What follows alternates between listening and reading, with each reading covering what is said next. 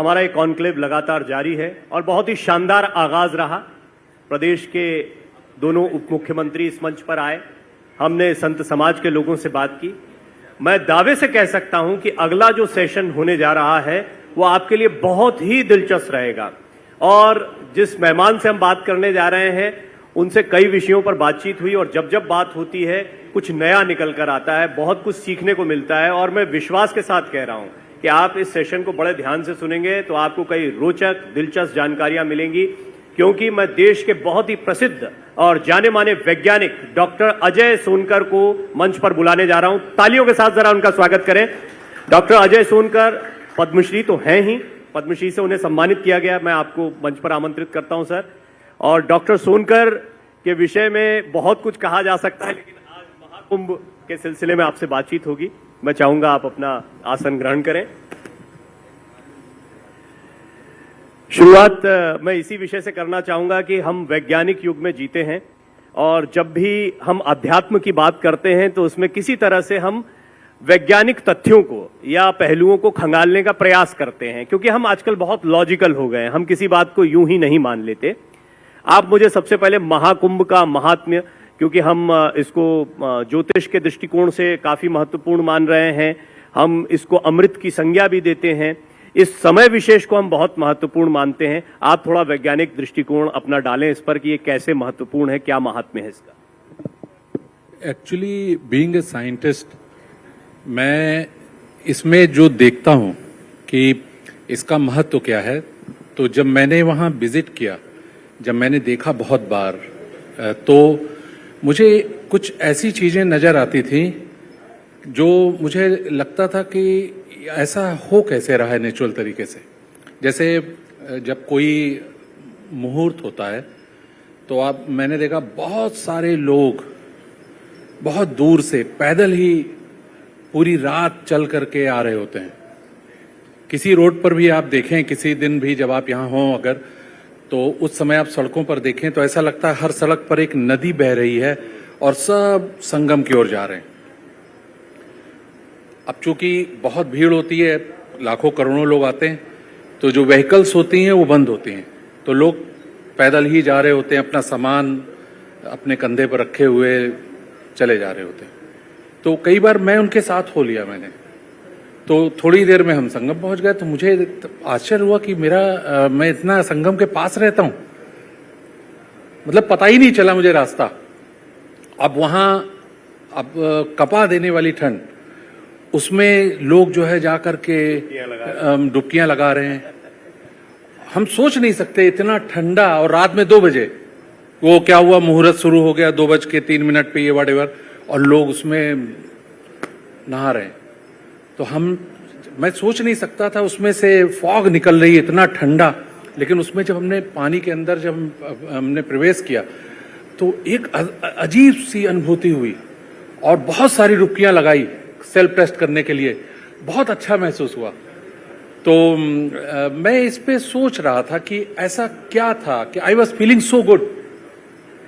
अब उसका रीजन ये नहीं था कि मुझे किसी पर्टिकुलर मुहूर्त पर या किसी जो जैसे होते हैं ना कि इस दिन ये स्नान है, अमावस्या, व्हाटएवर, उसकी न कोई नॉलेज है या उसकी तरफ मेरा कोई झुकाव है।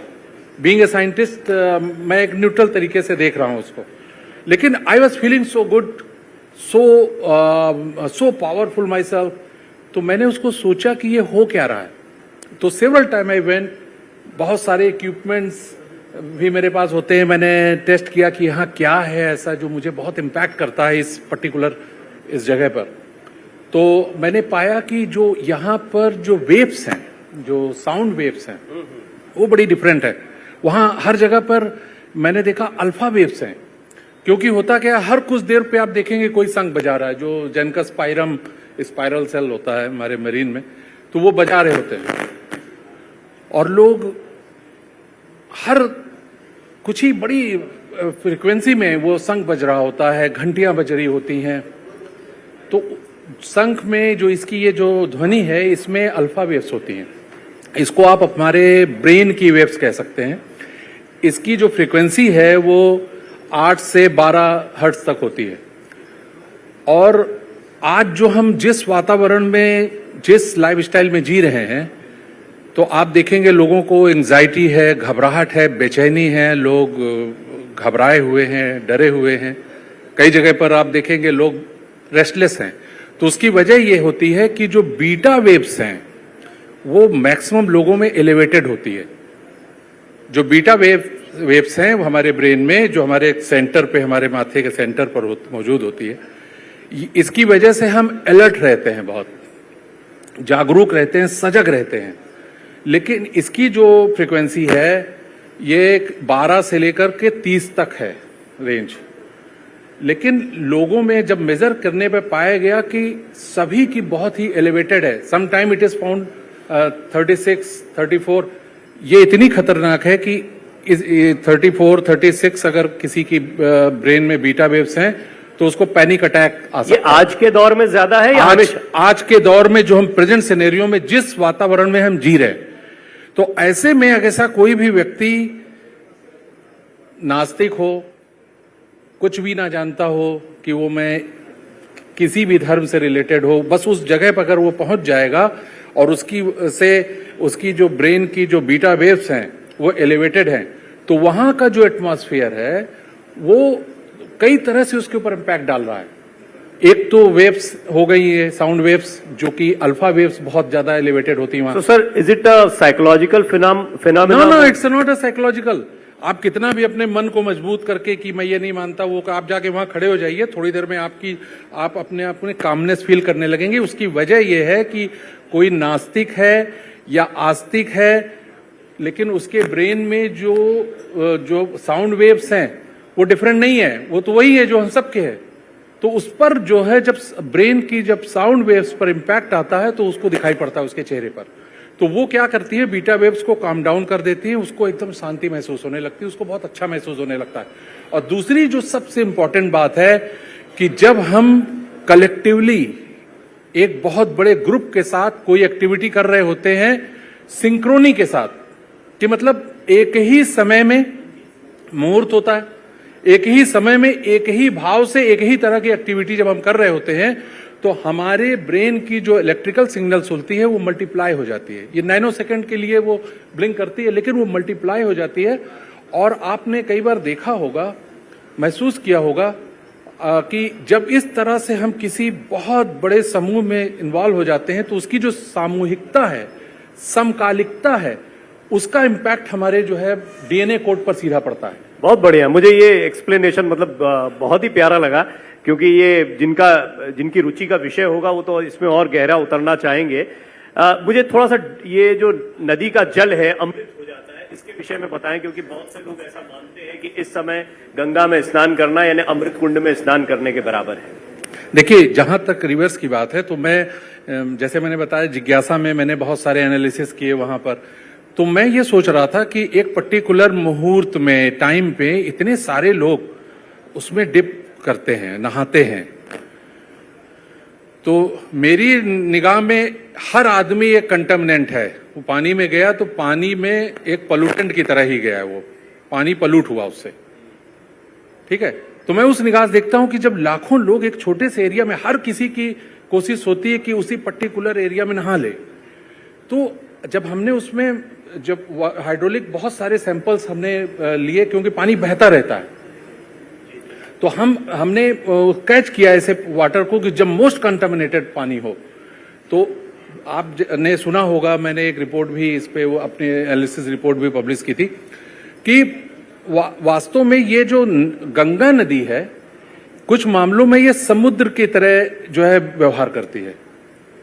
एक प्रॉपर्टी होती है, जब कंटामिनेशन, जो पैथोजेनिक कंटामिनेशन है, जैसे बहुत सारी बैक्टीरियल ग्रोथ होने लगती है जब, तो उसी समय जैसे बैक्टीरियल ग्रोथ हुई पानी के अंदर, गंगा रिवर में खासकर, तो उसमें बैक्टीरियोफेज करके एक वायरस होता है, वो उसी प्रोपोर्शन में जो है पैदा हो जाता है, उत्पन्न हो जाता है। अगर आप उसकी फोटो देखें तो एलियन की जो परिकल्पना है उसी की तरह दिखता है। वो वायरस वो जाकर के उसको, बैक्टीरिया को ट्रैप करता है, उसे किल कर देता है। अगर मान लीजिए संख्या में कि करोड़ों की संख्या में से जो है पैदा हो गए मल्टीप्लाई हो गए जो है बैक्टीरिया, जीवाणु, रोगाणु, पैथोजेंस, तो उसी प्रोपोर्शन में ये पैदा हो जाता है उसी के साथ साथ, और सभी को किल करने के बाद ये खुद डिसअपियर हो जाता है। ऐसा नहीं होता कि अब ये इसमें वायरल जो है इन्फ्लुएंस हो गया, जैसे ही बैक्टीरिया की पॉपुलेशन घटेगी उसी प्रोपोर्शन में भी घट जाएगा। बैक्टीरिया खत्म हो जाएगी, ये जो है बैक्टीरिया आप जब बोल रहे हैं तो मैं इसको कई पौराणिक तथ्यों और अन्य चीजों से जोड़कर देख रहा हूं, क्योंकि हो सकता है भाषाई तौर पर इसको अलग अलग अंदाज में लिखा गया हो। तो क्या आपने भी पुराणों के ऐसे रेफरेंसेस कभी देखे, सुने या लिए हैं जिनको आपने कनेक्ट किया कि पहले यही बातें किसी और भाषा में किसी और तरीके से कही गई हो? देखिए, एक चीज सबसे इंपॉर्टेंट बात यह है कि जैसे गंगा के लिए टर्मिनोलॉजी यूज होती है कि उसमें लोग पवित्र हो जाते हैं, तो मैं साइंटिस्ट होने के नाते पवित्र होने के लिए मैं इसको इस निगाह देखूं कि स्टरलाइजेशन प्रोसेस है ये, तो वो तो मैं देखता हूं उसमें कि वो जितने भी कंटामिनेशंस होती हैं वो स्टरलाइज हो जाती हैं। अब आप खुद देखिए कि गंगा, जितना ज्यादा कंटामिनेशन उसके अंदर है जब वहां से ट्रेवल करके आती हैं, अगर आप वहां चले जाइए हरिद्वार या उत्तराखंड पे, जब ये पहाड़ों से उतर रही होती हैं, उस समय जो पानी की जो क्वालिटी होती है उसमें बैक्टीरियोफेज की जो एक्टिविटीज होती है वो चौंका, मतलब आश्चर्य होता है कि पूरी दुनिया में ऐसा कोई फ्रेश वाटर स्ट्रीम है ही नहीं। तो ये खास है कि इसमें ये एक्टिविटीज होती हैं, पहली बात। और जो दूसरी जो आपने एक बात कही कि मैंने पुराणों में ये, तो हमने देखिए बीइंग जब मैं चाइल्डहुड में सोचता था कि यहाँ पे अमृत की ड्रॉप गिरी। अब अमृत क्या होता है? अब वो कहा कि ये जो है अमृत मतलब जो कोई मर रहा हो उसका उल्टा है, उस निगाह से हम देखते हैं कि कोई अगर बीमार है तो अमृत के टच में आया तो उसकी बीमारी ठीक हो गई। ठीक है, इस तरह से तो हम इसको एक्सप्लेन कर सकते हैं बीइंग अ साइंटिस्ट कि आखिर अमृत को हम कहें क्या, कैसे उसको परिभाषित करें। तो मैं कहूंगा कि अगर कोई चीज डिकम्पोज हो रही है तो वो जो है ऑक्सीजनेट हो जाए, वो वापस जो है जीवन में लौट आए। तो अब इस चीज को आप समझिए कि देखिए, हम जैसे बहुत आपका ऑफिस होगा उसमें भी 50-60-100 लोग होंगे, लेकिन उसको आप सिंक्रोनी नहीं कह सकते, क्योंकि वहां जितने भी लोग हैं सबका अपना डिफरेंट मूड है, एजेंडा है, सबकी अपनी अपने अपने विचार हैं, भले ही कुछ भी कर रहे हो, वो एक साथ नहीं होते। लेकिन आप वहां जब होते हैं तो सब साथ होते हैं, क्योंकि पहली चीज तो आपके अंदर एक जबरदस्त आस्था होती है, एक विश्वास होता है। आज अगर आप जैसे अब डुबकी लगाते हैं या अब जाते हैं, आप देश के जाने माने साइंटिस्ट हैं, मैं दर्शकों को बताना भी चाहूंगा, डॉक्टर अजय सोनकर की इतनी सारी रिसर्चेज हैं। बीइंग अ साइंस स्टूडेंट मैंने भी उनको बहुत पढ़ा है, बहुत दिलचस्प, और उनको इसीलिए पद्मश्री से सम्मानित भी किया गया क्योंकि उनका शोध जो है बहुत डिफरेंट एंगल्स पर रहा है। एक अंत में मुझे संक्षेप में बताइए कि आज के दौर में अगर आप डुबकी लगाते हैं तो उसमें साइकोलॉजिकल वो आस्था, वो वेव्स जो आप कह रहे हैं वो हैं या कुछ और है? आपका क्या मनोभाव रहेगा जब आप डुबकी लगाने जाएंगे? देखिए, सबसे इंपॉर्टेंट बात क्या है कि हमारा जो बॉडी है वो हमारे मन से ऑपरेट होता है। जैसे ही आप वहां पर उस स्थल में पहुंचते हैं, रिचुअल्स में इन्वॉल्व होते हैं, तो आपका जो ब्रेन है, आपका जो माइंड है, वो ऑटोमेटिकली आपके हाथ से निकल जाता है, वहां के एटमॉस्फेयर के कंट्रोल में आ जाता है। वो जब हमारी जो है एक वल्नरेबिलिटी, जो ससेप्टेबिलिटी है हमारी, वो स्वस्थ रहने की है। अगर शरीर को मौका मिल जाए तो वो स्वस्थ रहना चाहती है, बीमार रहने के लिए शरीर बना नहीं है। तो जैसे ही आप वहां जाते हैं तो आपको जो गेन होता है वो एक जबरदस्त मानसिक पावर में जो है आपको मिलती है, एक मेंटल पावर मिलती है।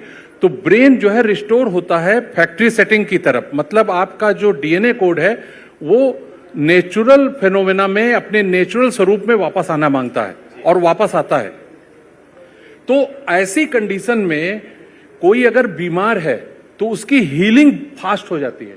बहुत खूब। आपने अमृत, जो बहुत ही अच्छी डेफिनेशन मुझे लगी, मृत से अमृत या अमृत जिसको हम कहते हैं, उसको डिफाइन किया है। इस पर हम जरूर चर्चा करेंगे। भारत एक्सप्रेस पर वैसे भी आपके साथ में हमने बहुत चर्चाएं की हैं, बहुत विषयों पर। निश्चित तौर पर ये एक और बड़ा विषय है जिसको विस्तार से, लेकिन आज कॉन्क्लेव है, कई और मेहमान आप देख रहे हैं कि यहाँ पर मौजूद है। एक बार जोरदार तालियां हो जाए डॉक्टर अजय सोनकर के लिए। पद्मश्री डॉक्टर अजय सोनकर से बहुत अच्छी बातचीत रही। आदरणीय उपेंद्र राय जी जो हमारे सीएम हैं, अभिभावक हैं, उनको मैं आमंत्रित करना चाहूंगा मंच पर, और वो आपको एक स्मृति चिन्ह देकर सम्मानित करना चाहेंगे।